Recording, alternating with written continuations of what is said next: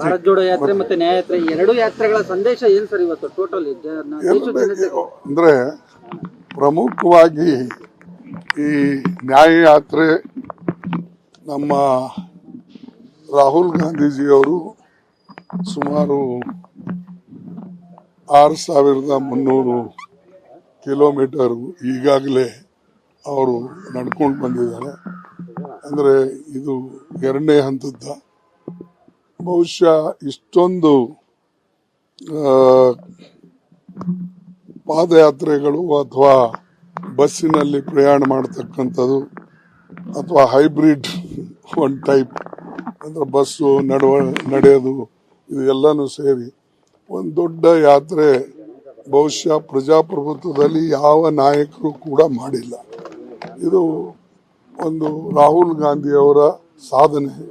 ಅದು ದೇಶದ ಜನರಿಗೆ ಎಚ್ಚರಗೊಳಿಸ್ತಕ್ಕಂಥದ್ದು, ಯುವಕರಿಗೆ ಒಂದು ವಿಶೇಷವಾಗಿ ಪ್ರೋತ್ಸಾಹ ನೀಡತಕ್ಕಂಥದ್ದು, ಜನಜಾಗೃತಿ ಮಾಡತಕ್ಕಂಥದ್ದು, ಬಡವರಿಗೆ, ದಲಿತರಿಗೆ, ಹಿಂದುಳಿದಂಥವರಿಗೆ, ಹೆಣ್ಣು ಮಕ್ಕಳಿಗೆ ಮತ್ತು ಯುವಕರಿಗೆ ಜಾಗೃತಿಗೊಳಿಸ್ತಕ್ಕಂಥ ಈ ಒಂದು ಕಾರ್ಯಕ್ರಮವನ್ನು ಅವರು ಬಹಳ ಯಶಸ್ವಿಯಾಗಿ ಮಾಡಿದ್ದಾರೆ. ಅದಕ್ಕಾಗಿ ನಾನು ನನ್ನ ಪಕ್ಷದ ವತಿಯಿಂದ ಧನ್ಯವಾದ ಹೇಳ್ತೇನೆ ಮತ್ತು ಜನನೂ ಕೂಡ ಅಷ್ಟೇ ಇದಕ್ಕೆ ಮೆಚ್ಚಿದ್ದಾರೆ. ಅದನ್ನೇ ಇವತ್ತು ಅಂತಿಮ ಒಂದು ಸಮಾರಂಭವನ್ನು ನಾವು ಬಾಂಬೆದಲ್ಲಿ ಮಾಡ್ತಾ ಇದ್ದೇವೆ. ಯಾಕಂದರೆ ಬಾಂಬೆದು ಬಹಳ ನಮಗೆ ಮುಖ್ಯ. ಬಾಂಬೆನಲ್ಲೇ ನಮ್ಮ ಕಾಂಗ್ರೆಸ್ ಪಾರ್ಟಿ ಸ್ಥಾಪನೆ ಆಗಿದ್ದು, ಬಾಂಬೆನಲ್ಲೇ ಮಹಾತ್ಮ ಗಾಂಧೀಜಿಯವರು ಭಾರತ್ ಛೋಡೋ ಅಂತ ಹೇಳಿ ಘೋಷಣೆ ಮಾಡಿ ಚಳವಳಿ ಮಾಡಿದ್ದು.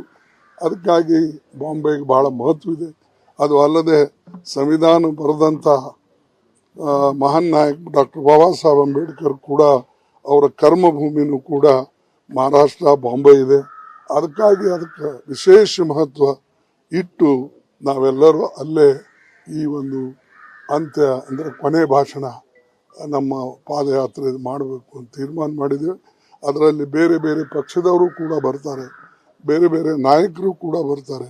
ಅದಕ್ಕಾಗಿ ಒಂದು ಒಕ್ಕಟ್ಟಿನ ಪ್ರದರ್ಶನ ಜೊತೆಯಲ್ಲೇ ನಾವು ಮುಂದಿನ ಚುನಾವಣೆಯನ್ನು ಒಂದಾಗಿ ಎದುರಿಸ್ತೇವೆ ಅಂತಕ್ಕಂಥದ್ದನ್ನು ನಾನು ಸ್ಪಷ್ಟವಾಗಿ ಹೇಳ್ತೇನೆ.